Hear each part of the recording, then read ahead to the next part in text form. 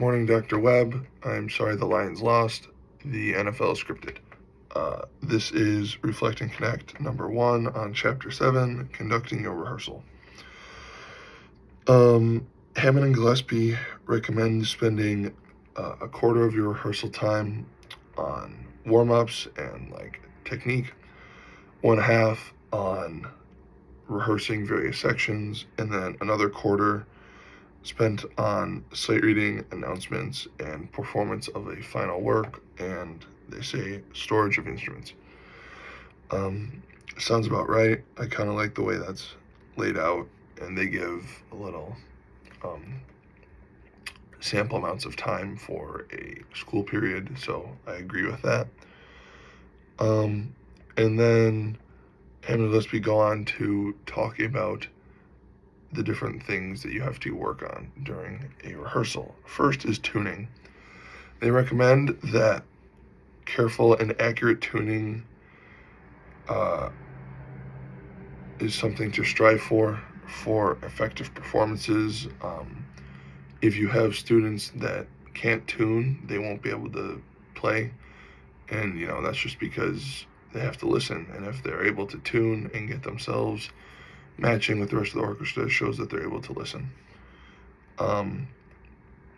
If you have to help students tune or if they're tuning themselves, either way, tuning is essential. It's kind of like what we talked about in class.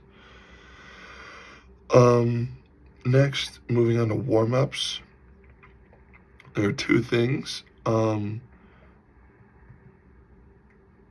can have individual student warm-ups, which is them, just playing by themselves, doing scales, whatever, kind of chaos. And then there's a planned warm-up that, could be a scale or a technique or maybe a passage from a piece that you use as a warm-up. And, this is pretty nebulous. It doesn't have to be the same thing every day, or it could be. It's kind of up to you.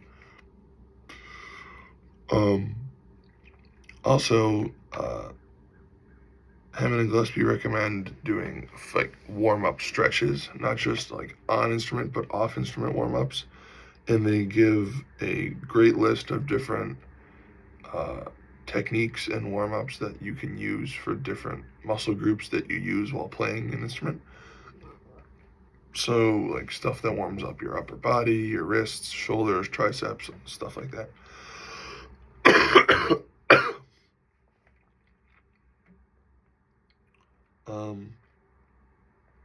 They also give a procedure for on-instrument warm-ups, like I was just talking about. Next, moving into the rehearsal chunk of our time, you are able to review old and new literature, old being music that you have already played through, looked at, done before, once or twice, a couple times, and new is stuff that you haven't worked on yet.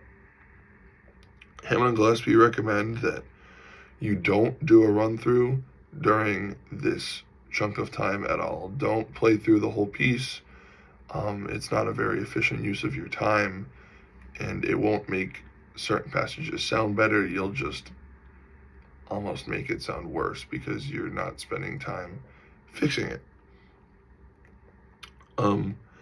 Instead, your strategy should be to include the selection that is tricky in rehearsal of the passages within that piece that are tricky, and then get down and fix it, so that way at the end you can run through it. And you can find these spots based on score study and notes that you make if you had sight read it before. And then Hammond and Gillespie give about 6 strategies for finding what's causing the difficulty, and afterwards they give a couple strategies to diagnose it, fixing it. Up next is the sight reading and improvisation section. And Hammond and Gillespie recommend sight reading because it is one of the most effective ways of exposing students to a variety of musical styles and forms of music. And also working on their ability to sight read is important for like solo festivals and stuff like that. So it's good practice. Um,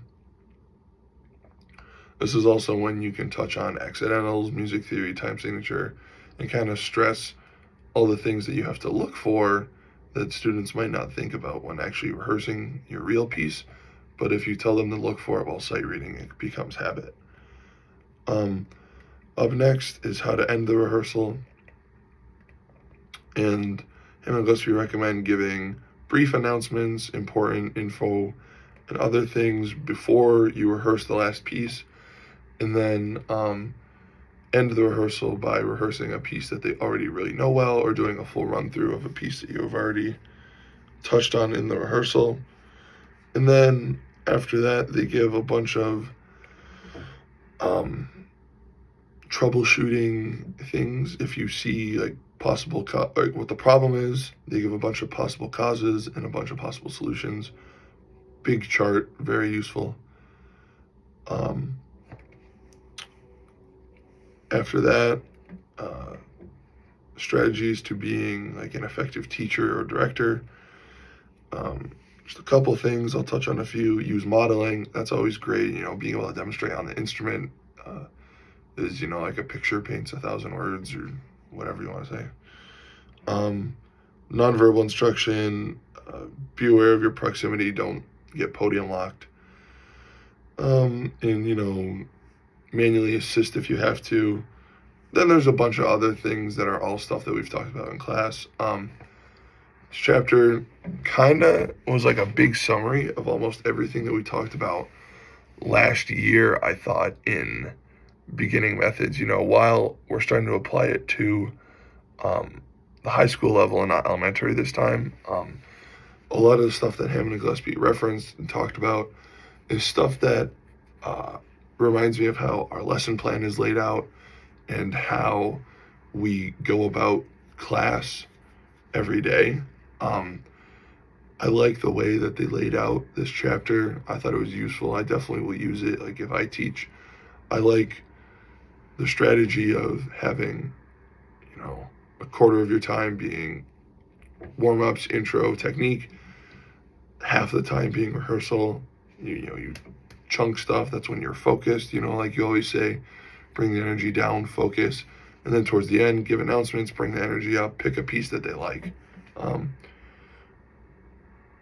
And also having the chart for troubleshooting. I can come back and look at this if I need to.